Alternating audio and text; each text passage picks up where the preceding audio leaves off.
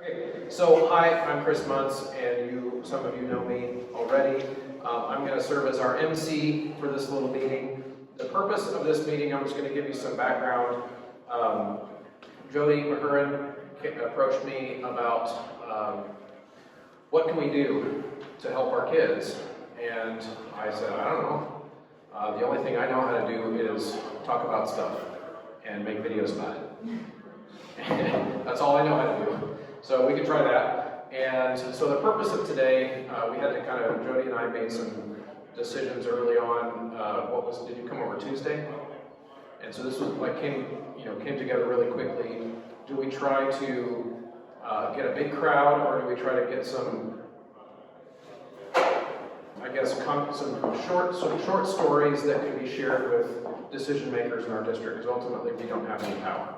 We don't have any decision-making capacity. And so the decision was made early on that let's just privately invite some people. The object of the game was not to try to draw a big crowd. We just want to share some messages that we feel like are not being shared. Because one of the things that has been true in the background of a lot of the conversations over the last several months, all of those folks already know how I feel about this. Because ultimately these are, I think, oftentimes stories that are not being shared in public at the board level. In other words, what is online school actually like? Not what is it like, and how would your teacher want you to say it? How is it actually? What are you learning? What is the experience like emotionally? What is the experience like physically? Are you engaged? Is there any kind of hope for the future? Are there any types of the reasons you usually would try to learn, are those still reasons there for you now? What I plan to do with the video when we're done is, just so everyone knows, and I want to be upfront and clear about a whole bunch of things, is that I plan to edit it for flow, but not for content. In other words, I'm going to take out your ums and your uhs and your stutters and your moments where you don't look really articulate, but I'm not going to take out your opinions.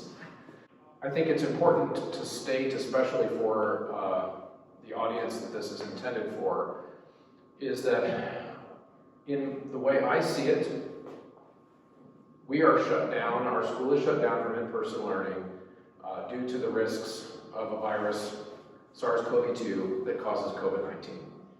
It's a real risk, it's a serious disease, and I take it very seriously. I think it should be taken very seriously.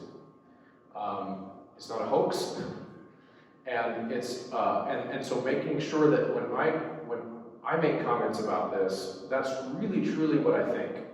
I really do think that. Where my frustration comes in is that we are now 10 months into a pandemic at which, when we started, we just knew nothing about it. We now know quite a bit. We know where the risks are, we know who is at risk statistically, and we know who isn't. And one of the things that we've had a lot of trouble as a society discussing is we've had trouble separating statistical risk from anecdotes. In other words, if someone says this group of people is at a very, very low statistical risk from something, someone will come and say, but what about that one? Well, that one is an anecdote. The other are large-scale statistical trends. And what we're imploring today, or at least what I'm imploring, I'll try to speak in first person, is that our school board thinks in terms of the large-scale needs of a community, not in terms of anecdotes. They think in terms of the scientifically driven concepts around a disease that we're trying to protect people from. And the reality is that while it is extremely serious and it is extremely real, our constituency, and that meaning students, are not at risk. They're not statistically at risk. Are there anecdotes that are exceptions to that? Yes, there are. The beautiful thing about that, as I see it, is that our district did the right thing in offering those students a chance to do school virtually. They should have, and we did. That's wonderful. That's wonderful. So that means any student who's immunocompromised, any student that has high-risk factors has been given the chance to not come to school. Then, of course, we think about, as I am a teacher, more teachers are at high risk than students, by a lot. It's a little dicier there. It's a little dicier because not all teachers would have the choice to stay home, lose their job, or come to school. I also see that as a real concern. Heck, if I got to be in charge of everything, I would figure out some way to give any teacher with high risk factors a year's paid leave. That would be wonderful, but no one's talking about that. So what we're left with is a situation where we don't get to just decide which thing is the only risk that matters. We have to figure out what does our constituency need. And as I see it, as a school district, our constituency first is the students, and second is the teachers. And that gets me in a lot of trouble in teachers' lounges. I've had that conversation many, many times, but that's how I see it. I see it. If I had decided to do other things for a living, I could have, if I wanted to. I could do other things for a living, but I chose to teach, knowing that it's not the highest paying gig, knowing that, quite frankly, sometimes my needs would be put second.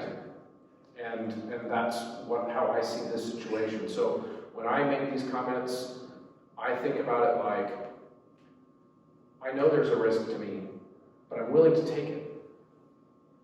And I think that the reason I'm willing to take it is because I see how much my students need to be in school. And so my urge is for our school board to put the students back in class that want to be back in class full-time second semester. 5 days a week, all the time.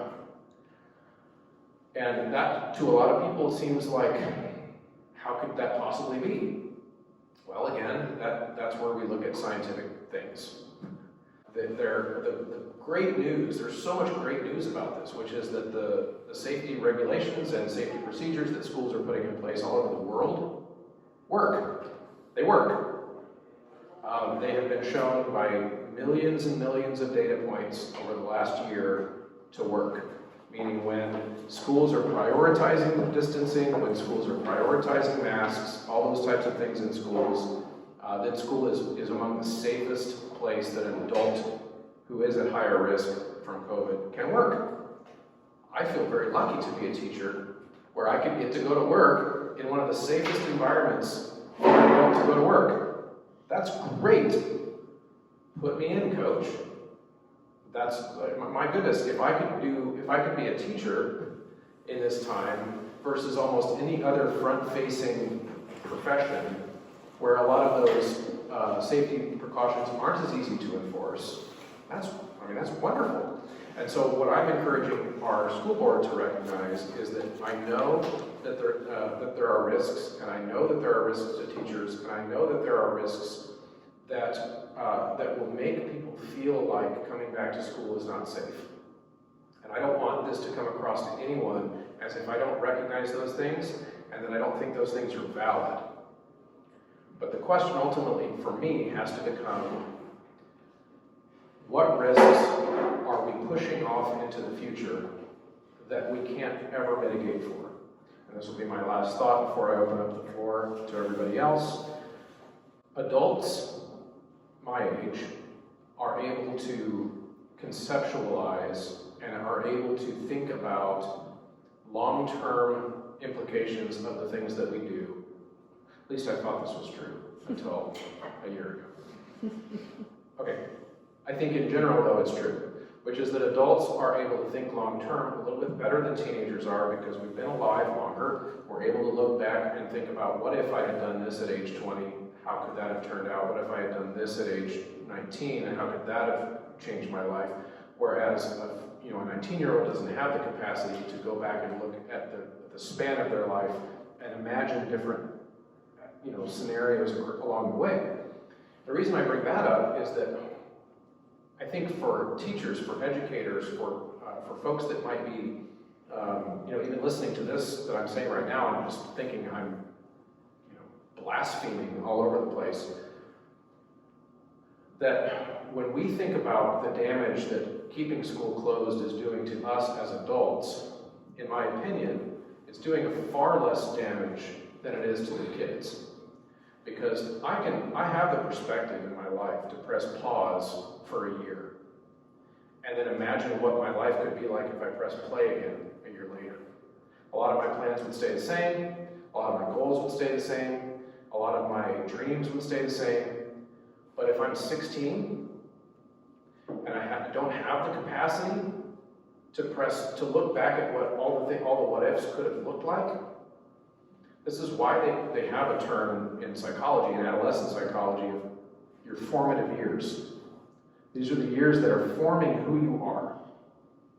They're the years that your experiences have this big effect that's long-term, that shapes your personality, it shapes your goals, it shapes your dreams. And right now what I'm hearing from kids, because I encourage my kids to speak to me,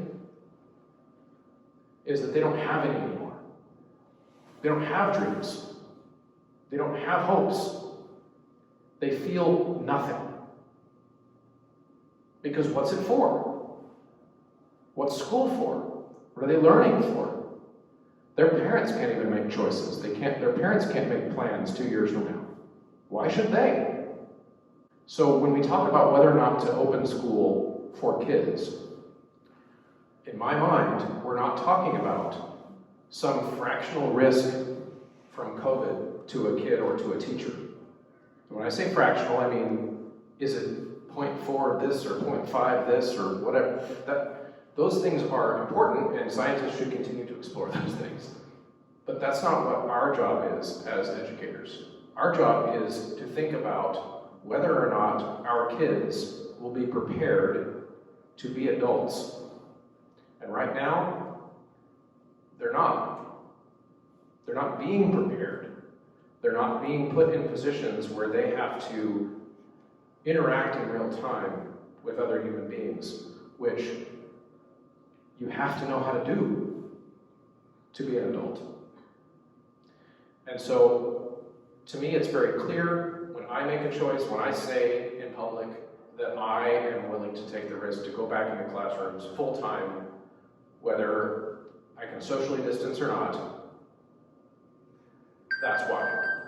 I'm willing to take that risk because to me the results of the consequences from not allowing kids to have that experience in their formative years is so catastrophic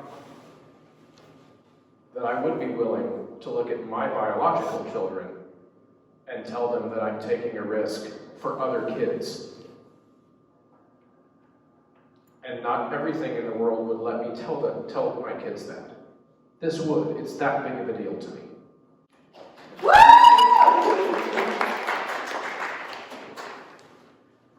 So I'm here today as an educator, counselor, and parent, and I would like the Board of Education, parents, and students to know that there are a lot of staff and teachers that feel strongly about having all students, pre-K through 12th grade, back full-time. There's obviously a lot of reasons kids need to be back at school. For the 7th through 12th graders, they have only been to school 12 times since March 12th. The Board of Education, if the Board of Education votes against them going back full-time, those 7 individuals are choosing for our kids to be out of school for almost an entire year. The long-term effects of their decision will and have impacted thousands of our students in a negative way. Depression and anxiety among teens has skyrocketed. Negative self-worth and low motivation are detrimental to these teens. Learning virtually is negatively impacting their future educational goals. Those that have declared Online Academy have had a choice. We have not. On January 25th, all students need to be at school full-time. They do not need to ease into it. We do it every fall after summer break. I urge the board to vote for 7th through 12th grades to go back full-time, as well as to vote to follow the updated CDC quarantine quarantine guidelines to allow our students and staff to have the opportunity to actually stay at school. If Belton and the surrounding schools have figured it out, then this prestigious school district can too. Our community deserves the best from us as educators, and this is not it. But that is.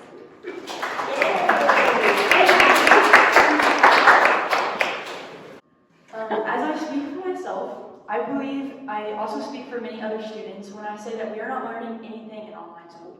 We are just simply turning in our assignments and forgetting about them. It's full of busy work that just causes stress and anxiety for many students, or more assignments for students to not do. I, as a student, have not struggled with it, but I know several of my friends and several students that have really struggled with turning in assignments. That's where the motivation ends. Nothing is being learned. We are all just turning in assignments. There's no motivation to do anything. I, as a student, am in STEM courses. With online school, I am being taken away of tools, applications, and all necessary things that I need to do what I need to learn for my future jobs. Courses like in the STEM field rely heavily on these things and district applications, especially in the grade that I'm in now. In my experience during online school, I can say that many of my teachers are struggling.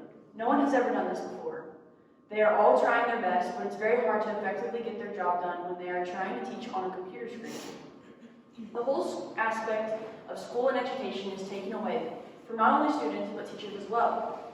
The teachers care for each and every student and want them to be happy and succeed. They can't help ensure that when they aren't with us. As a senior in our district, seeing other senior classes and schools being able to attend school and have at least an in-person experience is very saddening and puts us at a complete disadvantage, not only for our future, not only for our jobs, but for our memories. I, along with many other seniors, do not want to have to remember our senior year as being trapped at home and losing every aspect of our senior year.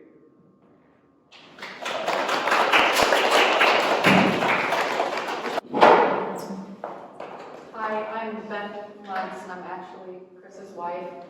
I wasn't planning on speaking, but as Chris was speaking, I jotted down a few things and decided I had to speak out. I'm actually a voice teacher in Lee Summit, and I teach about 33 students in person, most of them from LSR 7, many from Raymore Peculiar. So students come in and speak to me as if I am a counselor. I'm often a guidance counselor. Many times their lesson is them speaking from their heart, telling me what's going on with them. I can tell you, I'm sorry, I wasn't going to get emotional, but I am. I can tell you that I had a boy student tell me that his voice lesson was the only thing he had to look forward to during the week, and I said, you know, gosh, that's really sweet to hear. I said, but that makes me really sad. It shouldn't be that way. He's like, I don't have to wear my mask in here, and I can be myself, and I can actually sing, you know, and look someone in the eye. And I've seen probably 5 to 6 different students go on psych meds for the first time. I have had students have to be hospitalized, and I even had one student attempt suicide. And I can't even tell you how painful that is to witness, and when you feel like, as an adult, that you are completely powerless, you have no control over this, and people are making decisions based on numbers, yet you see these kids falling through the cracks. I feel so powerless as an adult, and it's heartbreaking. The depression that kids are experiencing is visible, it's tangible. They come in, they haven't eaten all day, they haven't slept all night, they are staying up till 4 in the morning and sleeping in, they're not turning in their schoolwork. Kids are failing classes, kids that used to be the top 1% of their classes are failing, and they're having to seek psychological help. They are thinking about not going to college because, you know what, it might be online and who cares, maybe I'll just go to Longview, maybe I just won't go to school, nothing against Longview, but they don't really have a lot of dreams. Normally, my students come in, my seniors, and they think they've got it all figured out. They think they know what's going on in the world, they're gonna go out and conquer the world. I don't need to hear anything from you, I know what's going on. And now they're coming in, and their heads are hung, they're depressed, they are in the worst place I've ever seen, and they're all that way. And I feel like I have a true litmus test on all of the kids, because I have 33 of them, and I get to see them every week. No one is okay. No one is okay. None of them are okay or thriving. And it breaks my heart.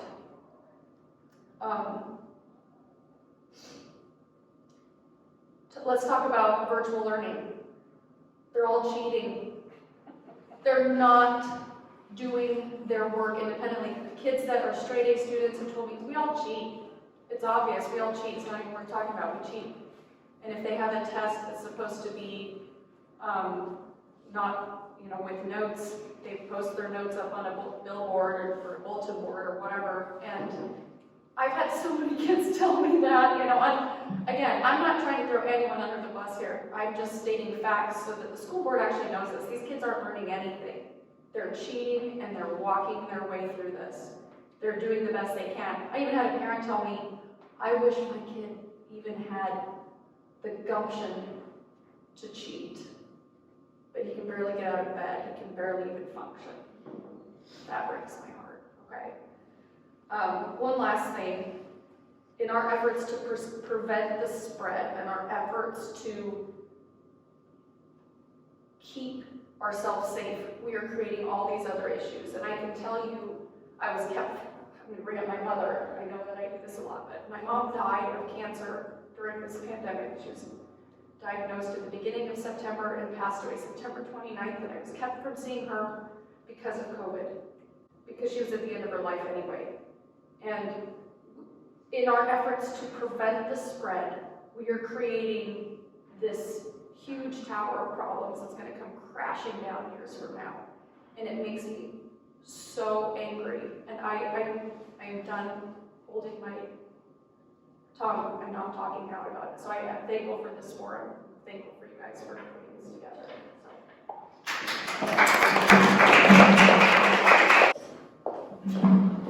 Hello. So I'm Carrie Turner. I teach orchestra at Lee Summit High School, and this is my 9th year in the program, and I've taught many other locations before. And I have to say, it's not just the students that feel like they have a lot of busy work. I mean, I spend so much time at the computer, and I could never be done. And I always think at the end of the day, what was the point of all of that? Because I do wonder how much everyone is learning. We are musicians here, Mr. Muntz and I, and we teach our medium in community. That's what we do. We're in ensembles and we do everything in community. Our students learn how to be leaders within the community. They learn how to be self-reliant within the community. They learn that their voice is unique and individual and contributes to the whole in a very important way. And they cannot learn that behind a computer screen. Simply cannot. It does not matter how much I cheer and say, you can do it, come on, come on, come on, let's work on it. They just won't feel it because they're not within the community. Whether it be a little peer pressure, a little, friendly camaraderie, competition that's happening there, or maybe just knowing that they have some physical presence around them that provides energetic and emotional support. There's so much to be said about that and what can be offered to our students just with physical presence. I feel that if we offer people the opportunity to be online 100% and offer them the opportunity to be in person, then we should give them exactly what they ask for. I am someone who has a compromised health system. I live with chronic illness, and I am very willing to be in that building and be in front of my students and with my students, because I feel that my job is to serve them, to serve you, all of you that are here, students. And it is, I do not fear for my life in that building because I know that our custodial staff is doing everything that they can to be sure that we are safe. I do feel that we are in one of the safest working environments possible, and I know how important it is for our mental and emotional well-being, not just the students, but also for the adults. You know, I took my job because I want to be of service to young people. That's my passion. That's what I want to do. And I am not of service right now. I try to be. I sit eagerly on my Google Meet every day, all day, for 7 hours, just waiting for somebody to come on and talk to me. And sometimes they do. But, you know, more often than not, it's a lonely place to be for me. And I'm reaching out to my colleagues. Hey, how's your day going? Hey, talk to me, blah, blah, blah. Here's my meet. Can you hop on and talk to me just so I can have some interaction also, because I need that as well. Before winter break, we're talking about the success of students and their emotional well-being. Before winter break, I had over 5 students. It was between 5 and 10. I didn't do a full count. Of students who, if you look at them on paper, they look like they're doing well. Everything is they're meeting the deadlines, their scores are great. When they get on to the live calls, they look like they're present and with it. But these students, right before break, all of them asked for individual time with me, and I would go into a breakout room with them so we wouldn't be disturbed.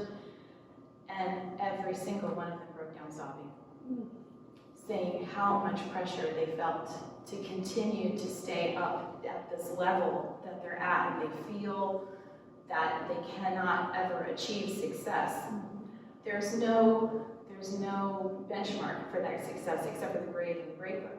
You know, again, I'm going to go back to the ensembles, but we are now suddenly in a situation where we would prepare performances and go on a stage, and we would hear applause afterwards for our progress. And that's the payoff, that's the benefit. Oh, they heard our hard work, they heard what we did. Yes, this is great. My students, for our winter performance, we did recordings. They were studio-style recordings. They were all in their own room, listening to a click track, playing to the click track, and I put together the little window boxes of the ensemble. They did not get applause this year for that performance. And it felt very cold for everyone on all ends of it. And it was frustrating for me. I thought, well, you know, this is relevant training for us because this is the direction that a lot of musicians are going in now. Learning how to be a studio musician is an important and relevant thing in this day and age, so we're going to move forward with this. But at the end of the day, I wanted to just chuck all those videos in the trash, you know, because it really did not serve the purpose of us learning to be in community. So that was something that was really eye-opening for me, to see these super successful students breaking down on the call, even though they didn't seem to have any. Then my students who worked to do this performance, and there's no applause in the concert hall for them. And then there's this silent 20% that I never see. They just don't even show up. I can't even cheer them on. They're gone. And these are students who, when we were hybrid, and just before we left for Thanksgiving break, and knew that we were going to be going virtual after that, I said, okay, how are we all feeling about this? You know, this is our last day to be in presence with each other. How are you feeling about going home and being virtual? And my students who are in that 20% of silence when we're in virtual all said, I don't want to do it. I don't do well in virtual. I'm very scared. And those were really real words that came out, and my heart just sank and broke, and the level of grief that I am experiencing on their behalf is overwhelming. And that's the absolute truth. So I concur. We've had our choice, we've had a chance to declare. Maybe we open it up again for a second or a third or fourth or fifth declaration period, however many times we've had it already. We'll have another declaration period. But if they've chosen to be online, I feel that's great. If they chose to be in person, my door is open. And I want them in my room. And I'll take everybody. It doesn't matter if you're an orchestra person or not. Amen. That's the real truth. So anyway, I do appreciate having a forum, and I really appreciate everyone's thoughtful comments, and I just really, am glad that we're able to share. Thank you. Okay, so I also have here some comments from other teachers in the school district, and I guess you're just going to have to believe me that they're real because they're anonymous.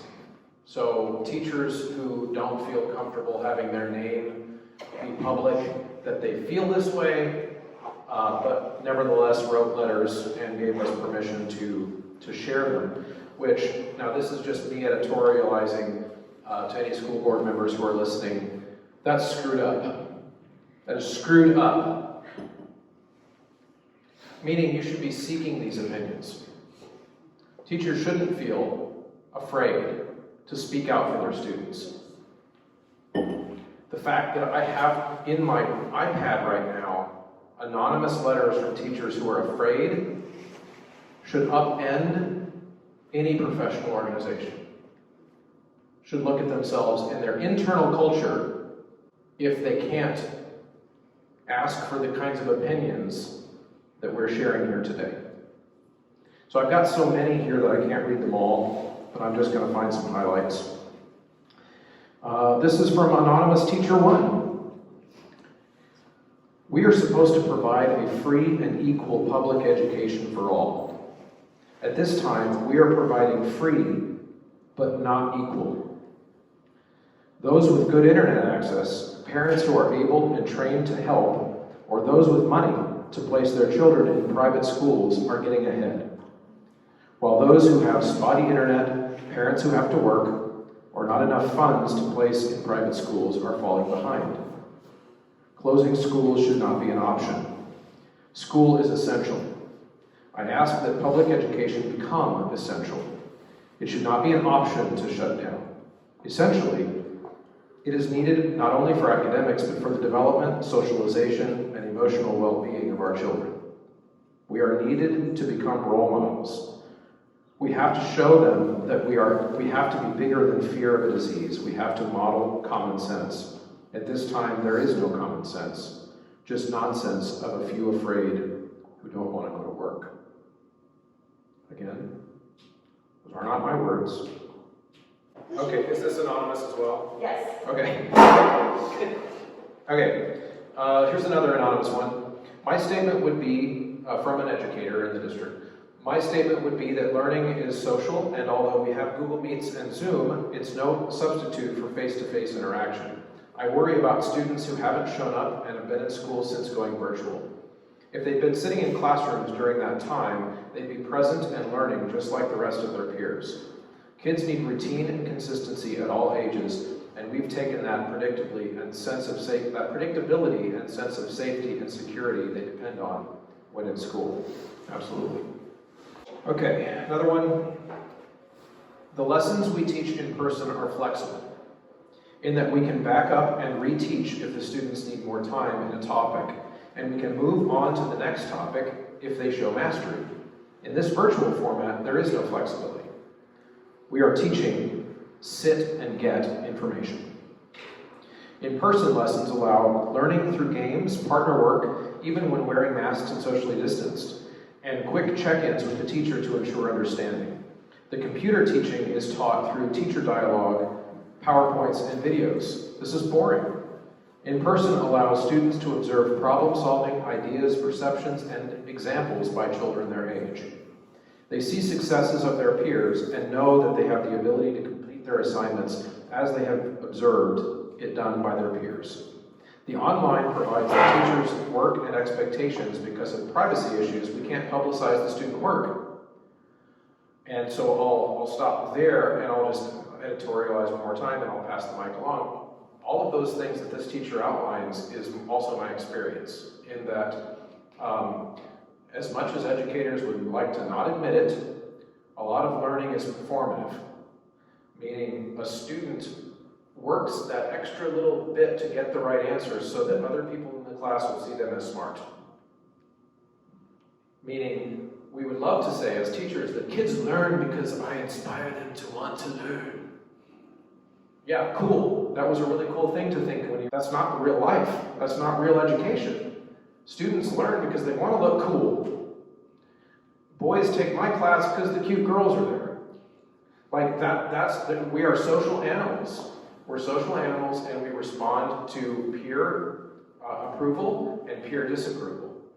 And a lot of what goes on in a successful classroom is kids feeling inspired to raise their hand to answer the question because they know they're going to get approval from their peers. In an online environment, they get none of that. So they get all of the hard parts of school without any of the joy parts.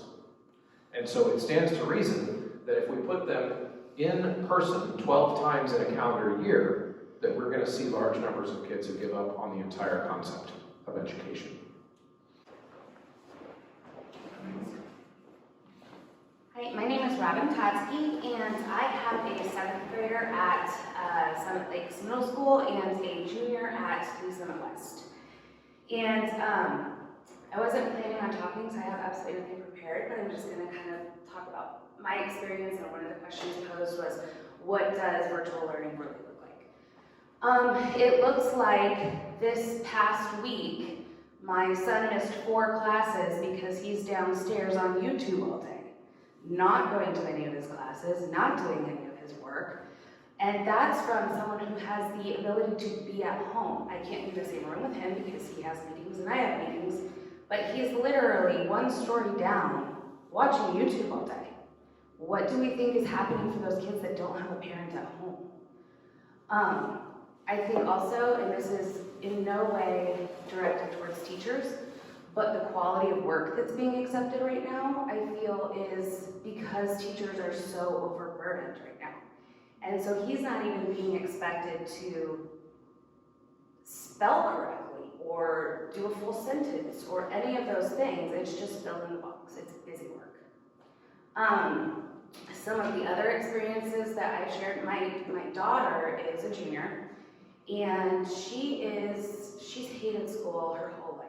And she is dying to come back. One of the things that I feel is a life skill that she's losing right now is she's very challenged when it comes to being organized and getting her assignments turned in on time and what to do when and what class do I go to. And she's losing that skill because Schoology is handing it to her. Here are all your assignments that are due and here are the due dates. That's a skill she is going to need to have as an adult in the real world. And she's losing it. And I'm thankful that she's not struggling in that way, but I want her to be able to learn that. My son is a challenge. He is a challenge, and he depends on a personal relationship with his teachers so that they can understand how to work with him. He's not getting that. He's not getting them to understand his personality, so I think there's a mutual frustration there, and he hates school, and it's caused a lot of issues with our household and distractions, and I'm not getting my job done because I'm trying to manage the kids' school, and so it's just this trickle-down effect to where now everybody's stuck at home, and it's not a very delightful environment to be in. I just would love my kids again. I just, it makes me sad that people aren't able to share their opinions in a safe environment and be heard. And I feel that the board is here to serve our children and to serve the community. And the community has spoken, like you mentioned, they have said, I want to do online learning, I want to do in-person learning. So I think we need to honor that, and you need to work for your community and for these kids and give them what they're asking for.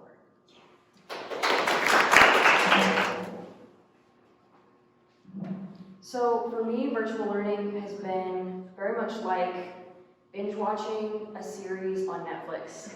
And you sit down and you watch for like 6 hours a day, but then you have less than 5 minutes in between episodes, and every episode is like a different show. So I'm like in the same spot, I can't change the stuff, And then afterwards, I'm expected to answer questions about the show. And you do that over and over and over again for an entire semester. And it's just not healthy. I also want to say, I'm a senior. I'm in 3 IB courses, and my lowest grade is a 97. I feel like I haven't learned anything this semester, and we're at the end of the semester. I don't feel any more proficient in my classes than I did at the beginning of the year. Emotionally, it hurts to see my other students. I can see them in their rooms, and I can tell that they're not okay, but I can't do anything about it. I can't go up to them and say, how was your weekend? Or just acknowledge that they exist. And I feel like we just feel like we don't exist anymore because we don't have passing period to talk to each other and just acknowledge each other.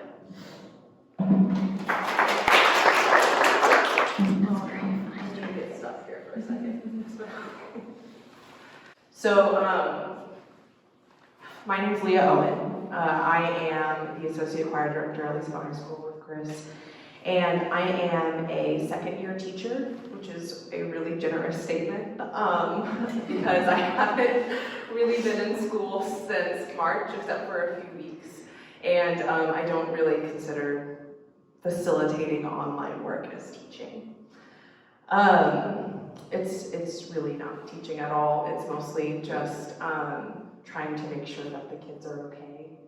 And that's what I spend the majority of my time doing is if I can keep their attention for 30 minutes in a Google Meet, I mostly just want to talk to them because otherwise how can I expect them to do any of the work that I do give them because they don't know me and there's not a real reason for them to actually put any effort into their work other than to get that letter grade they might be hoping for. I feel like I have to make the material that we do give them very, very simplified. It's very simplified. Otherwise, they get overwhelmed and they'll quit. And the music the work that we do give them, while simplified, we pick and choose to make sure that we're giving them the most effective and important assignments that we could give them, but we can't give them feedback until they've turned in the assignment. We get it, maybe the next week we have time to grade it, and then if I want to grade it in a sense where I'm like, here's the things that you did wrong and here's the things that you did right, they're not gonna read it. Like, it's been a week and they forgot about that assignment and they have so many emails coming from Schoology that one email that says, Miss Owen commented on your thing, well, you don't care. And that's what they learn. They learn in the feedback.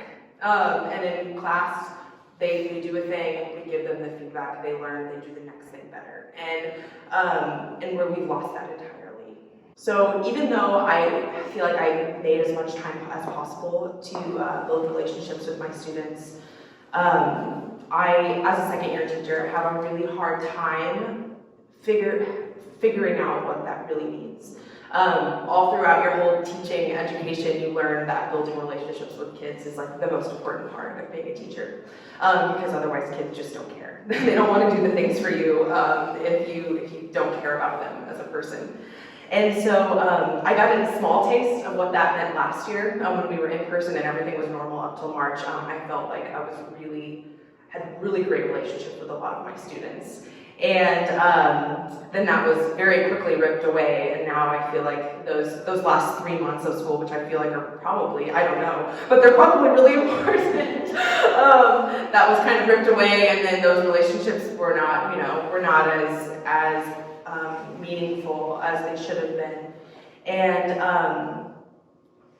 these students don't have relationships with their teachers right now. I just heard the other day that I don't really know tell me that I was their favorite teacher because I cared about her. She said because I cared about her, and that made me sad because I felt like I didn't even know her. And I'm like, so then what is she even like? How is she feeling about all these other teachers? If she feels like I'm the one that cares about her, but I feel like I don't even know her. Like that just like, I can't wrap my mind around that. That what is she experiencing in all of her other classes, if that's the way that she's feeling. The other day, we were talking to our students, and I've heard this multiple times, but it really hit me hard the other day with, we asked them, you know, like, how are you feeling with, you know, the possibility of knowing whether we're gonna go virtual, or stay virtual or go back to school. And when just expressing their feelings, we've had multiple students just say, like, I don't really care anymore. I don't care about anything. I don't do the things that I love to do. I sit at home at my desk or on my bed. I watch TV. I go to sleep. That's called depression. Yeah.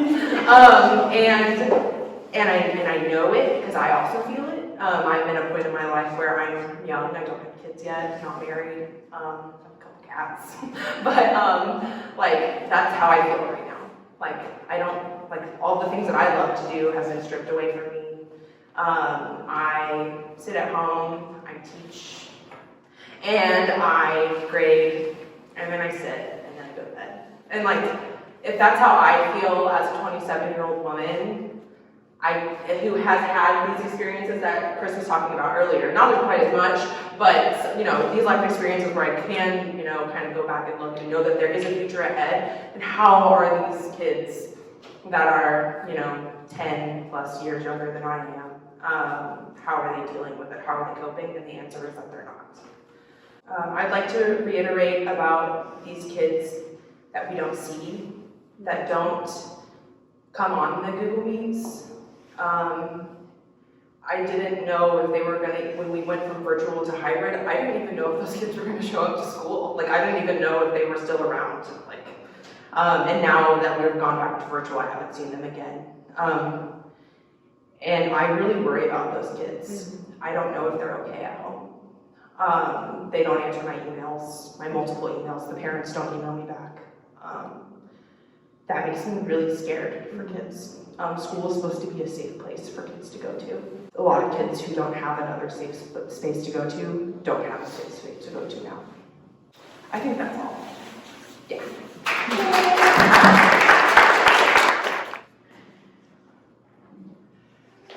Hi, I wasn't planning to speak today, so I don't have anything prepared, but all I can say is I'm really upset. Our family is really destroyed almost by what has been going on at the mercy of the Board of Education since, you know, the pandemic has come upon us. I have 7th and 9th graders in the Lee Summit School District. 7th and 9th grade, transitioning from elementary to middle school, transitioning from middle school to high school. Those years are so important, and my kids aren't experiencing any of it. They don't care. I mean, I'm just reiterating everything that everybody has said here today, that, you know, they're just dragging themselves out of bed. They're coming and doing the schoolwork. My freshman is actually doing okay. We've put other things into place to help with mental well-being, like education pods in my home and so forth, because she's going to be the one that struggles with that. My 7th grader, who doesn't struggle with the mental aspect, is really struggling with the educational aspect. I mean failing. I mean A, F. And both of my kids are strong students when they are in school. It all comes down to the fact of being virtual, not having that contact with the teachers, not getting the instruction, and it's just failing them. The Board of Education, we have been failed by you. It is not too late to fix it though. I mean, I feel like we have to go back in person as quickly as possible, full-time, 7 through 12. There's no reason why we shouldn't be. Another thing I want to add is that I live right on the border of the Lee Summit and the Blue Springs School District. The houses that I look at pick the kids up from school, the high schoolers, the middle schoolers, all educate, all levels, and take them to school. And my kids watch this every day since the beginning of school on September 8th, And my niece and nephew live in that community, right down the street. And they are thriving, sophomore and seniors at Blue Springs South. They are thriving, and I'm so grateful that my niece and nephew get to go to school. And my children have been sitting in my kitchen, with the exception of the 12 days that they did go back in person, they have been sitting in my kitchen since March. They are not thriving. And so I implore, I beg you to please take into consideration, we're not a family that's struggling, in ways that some others are struggling. My kids are getting on the Zoom calls every day, or every class, the Google Meets. They are doing the work. They are still suffering, and it has been catastrophic. And it's not too late to fix it, and so I implore, please fix it. So I just wanted to elaborate more on student perspective. Listening to all of you speak was really inspiring, just to get more point of views on things. And I wanted to say more about like Google Meets and stuff. You guys were talking about the mystery absences, the people that aren't showing up. Well, let me tell you something. So the students that aren't showing up, I know so many students that have replaced school completely. They don't do their work. They don't show up to Google Meets. They're getting jobs, and they're going outside, and they're being kids. And they are replacing being at school and repeating the same thing over and over again for nothing, for no reason. Busy work, as you said. I mean, we're kids. We want to be kids. We want social interaction. We need to talk to people. They're replacing school and going to work. My 5th grade brother, he's on an IEP. He's using a calculator for 5th grade math, addition, long division, things he'll need to know later that he won't know how to do now because he's not learning it. Like, what is that?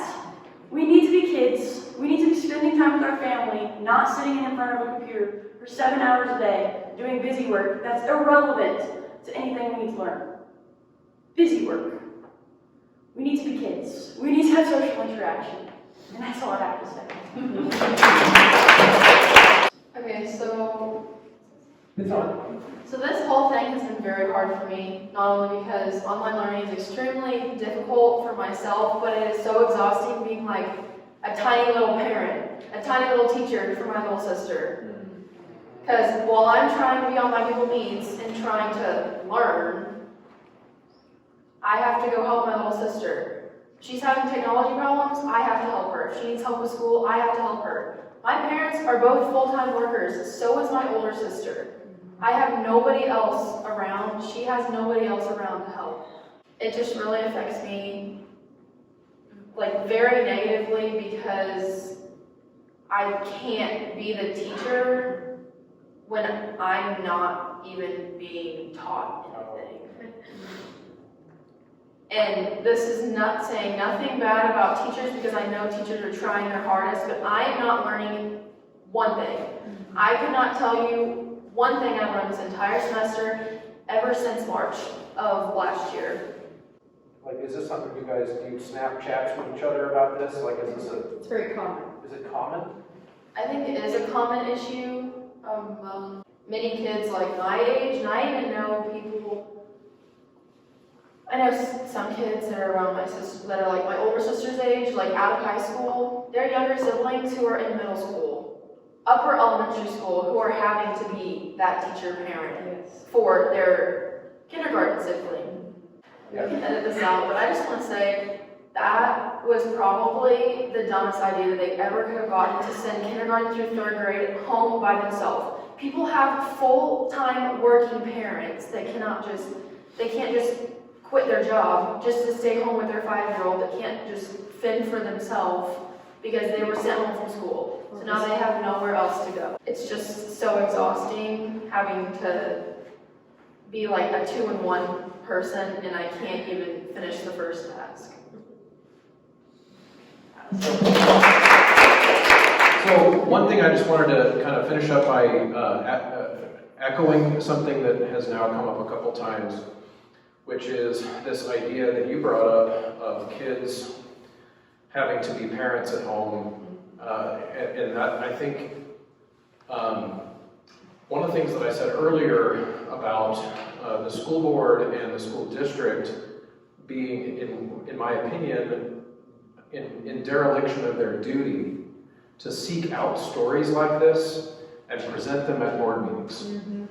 I've been appalled over the last few months that all the reasons we should keep school closed have been presented but without presenting these stories. I've had students come to me, students that are in our school's elite musical ensemble in the choir program that has very high standards, where in past years I've kicked kids out of the group for not having good grades. When I go to kids, I've had students this year, when I've come to them and said, why haven't you been turning in any online work? You know that in this group we have to have good grades. Well, I'm sorry, I really want to do school, but I'm the oldest of 5 kids. And when my parents are at work, I'm the one who's in charge of my elementary school students. And that's not an abnormal conversation that I've had this school year. That is the reality for a good portion of the kids.